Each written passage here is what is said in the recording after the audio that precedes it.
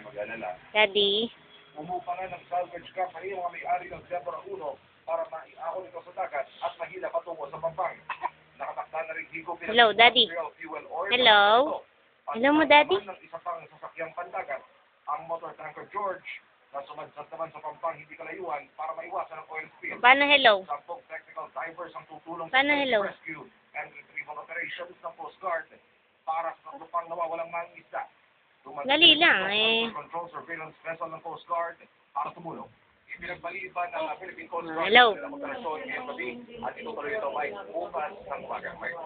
I mean, paano yung LPG pag nasa tubig? Kasi hindi naman langis yan, hindi naman liquid yan eh, gas yan eh. Paano ngayon yan? Sa paliwanag ng Philippine Coast Guard sa GMA News kaninang umaga, Mike, wala raw dapat ikabahala ang publiko.